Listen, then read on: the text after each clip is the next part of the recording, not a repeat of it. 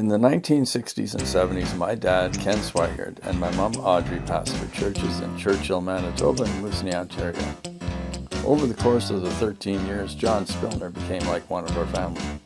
I'm sure there are other families in many communities that felt similar.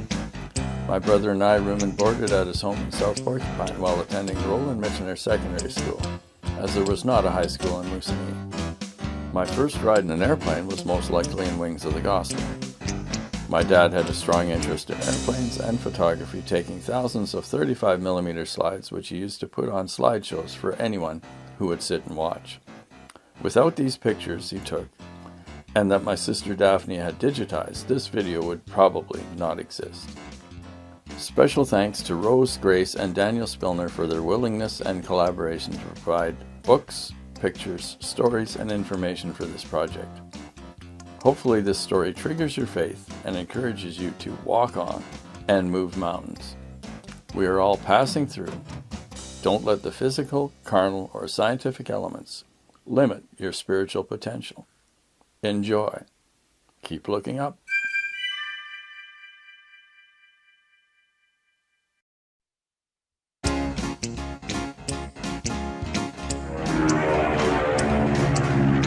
When you think of northern Canada, a lot of things may go through your mind. But when you run out of highway or gravel roads, you may be able to go further if there happens to be a railroad. Now, when you run out of railroad, you may find yourself walking, canoeing, or if you want to get real serious, find a bush pilot or get a bush plane. This situation exists today, but if you go back to the 1960s, it was more challenging. Churchill, Manitoba was a port open for shipping grain and raw materials for a few months of the year. Frenchie was the local water delivery man, as there was limited infrastructure. There was scant vegetation, lots of rocks, water, whales, wind, ice, and snow. Speaking of snow, it drifted in so high it would reach the roof edge. Myself and two other classmates received the strap for sitting on the edge of the roof during recess. We didn't do that again. That was grade 1. Dog sleds were commonplace as snowmobiles had not yet hit the big time.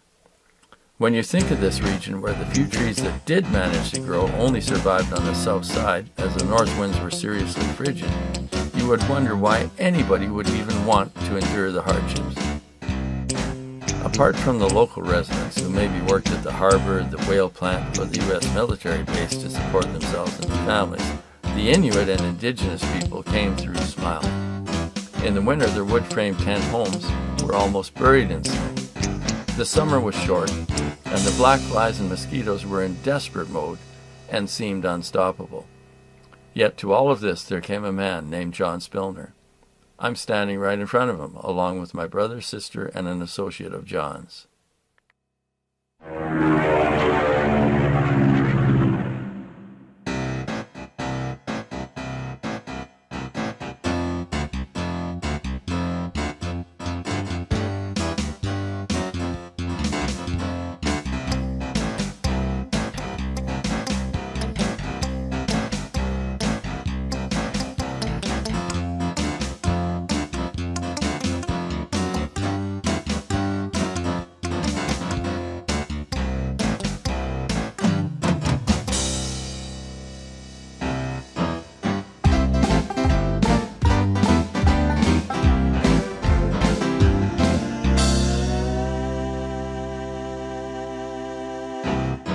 Wings of the gospel is taking flight, shining light into the night, bringing hope and peace to soothe your soul.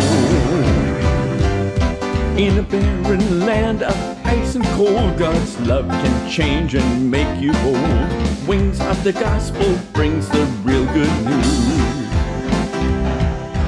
Wings of the gospel, what a sight, to share a bright and holy light, flying through a stormy world of sin. Landing here and landing there, bringing love and peace with prayer. Wings of the gospel brings the real good news.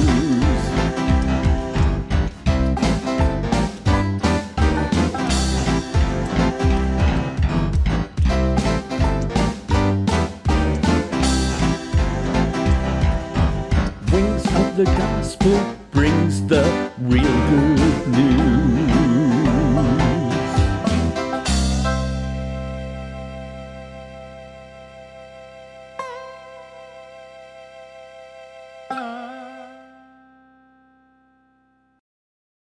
John Spillenaar was born in Toronto, Ontario, October 7, 1916, to Dutch immigrant parents.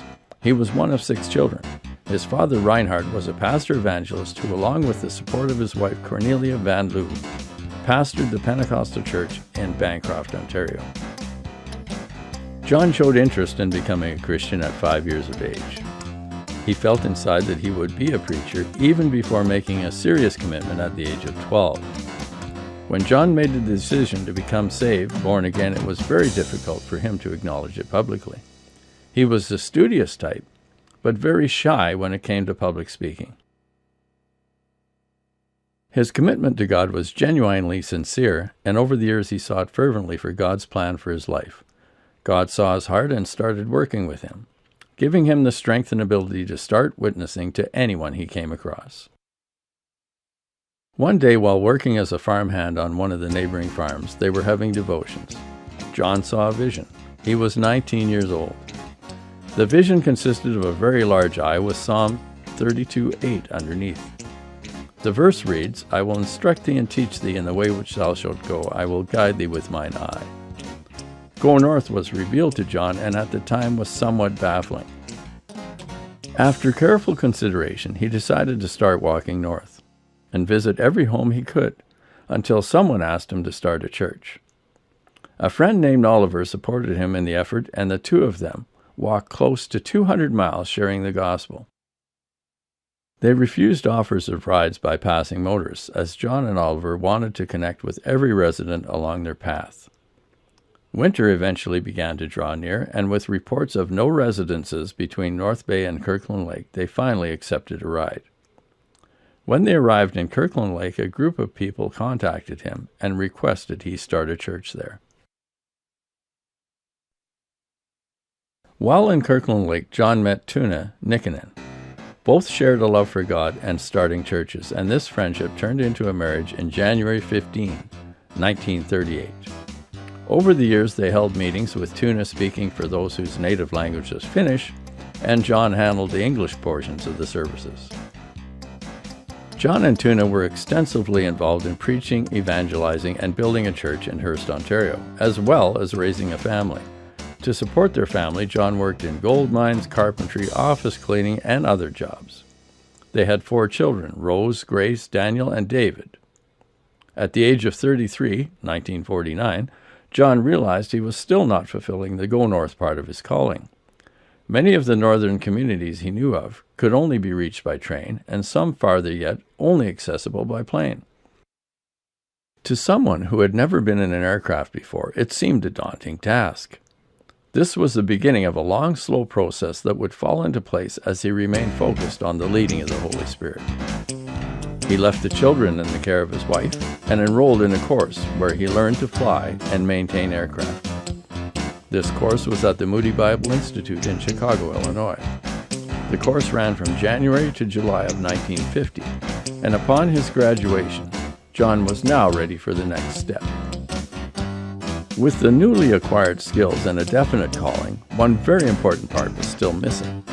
A 1950 Piper PA-18 Super Cub, the most powerful model they built, with skis, pontoons, rust coating, and a special quick-drain oil plug for a cold-climate bush plane, was thousands more than the close to $500 he had managed to accumulate, and had allocated for the purchase.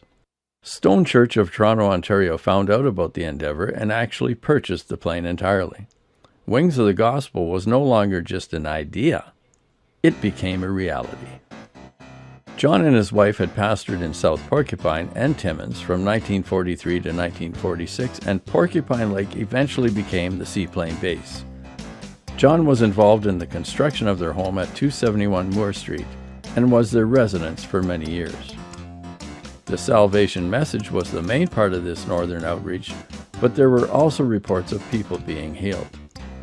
These signs shall follow them that believe. They shall lay hands on the sick, and they shall recover.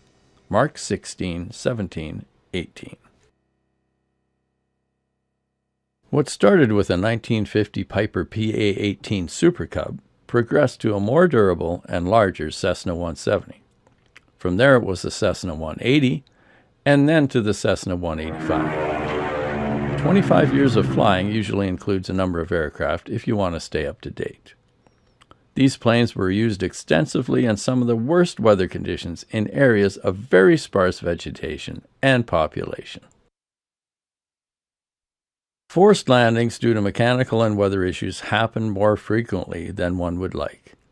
His first experience was flying the Piper. The engine stopped. John immediately began to pray that God would help him find a clearing big enough to land. Thankfully, his prayer was answered and managed to glide down and safely land on the snow. Skis or wheel ski combinations are essential to bush planes in winter. Once on the ground, John proceeded to diagnose and repair the cause of the engine failure. He soon experienced reality. The area he landed in was a tight squeeze for a landing, but second thoughts and doubt were making him think. Would it be long enough for a safe takeoff? Considering it was his first plane and not decades of experience, these thoughts would probably make most men sweat bullets. But John knew God could make a way where it seemed hopeless. A downed bush pilot could easily starve or freeze to death before anyone found them. He proceeded to trample down the snow by foot to make it easier for the skis to slide. He managed to get the plane moving in the small clearing and started by circling around, getting up speed with every pass. With another prayer on his lips and the throttle in wide open, that little Piper Super Cub became the plane that could. And his son Dan recalls his dad saying, "It took off like a helicopter." There was a real close call on a trip to Churchill, Manitoba. John had filed a multi-day flight plan, and as normal with bush pilots, gave himself a decent amount of leeway in case something unplanned happened. The U.S. military had a rocket research station in Churchill, and they tested various types of heat-seeking missiles, one of which was called a Sidewinder. The various flights went smooth, and John arrived ahead of the estimated time of arrival. When he radioed into the tower for permission to land, the operator was acting uneasy and somewhat concerned. He appeared shocked that John was there already and wanted confirmation that it was really him. John was asked to check in with the flight controllers when he landed. He went to talk to the air traffic controller and was told that if the rocket test had not been a failure, Wings of the Gospel would have been destroyed. Thankfully, God preserved John and the aircraft. Timing is extremely important, and 1 second can be the difference between life and eternity. Over the years of flying in the north, you become well known to those in the region. Bush planes are a key part of search and rescue, and John was involved when needed. One man had been lost in the bush without food for 6 days and was spotted by an observer from the plane. John landed on the lake, rescued the man, and returned him to his anxious parents, who were overjoyed with the good news and his safe return. During the 25 years John traveled the north in the Wings of the Gospel, many people were reached and learned about the gospel by a man who followed the leading of the Holy Spirit. Yes, John was an exceptional man, but the key to his success and survival was having a solid connection with our Creator. When God calls, we should be a lot like Samuel from the Old Testament. Samuel thought Eli was calling him, but Eli said, "Next time you hear that voice, say, 'Speak, Lord, for thy servant heareth.'" John said, "Okay, I will go north." And he did.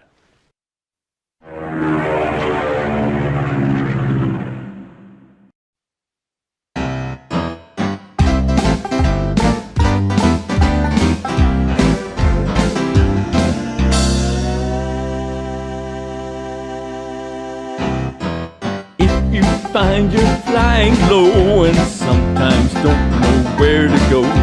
Wings of the Gospel sets a course for you. If you're living in the dark and things are looking really stark, Wings of the Gospel has good news for you. Wings of the Gospel helps you choose the path to God so you don't lose the keys to life with joy and peace and love. In a world that's filled with grief afraid and fear. God's love can guide and make things clear. Wings of the Gospel brings good news for you.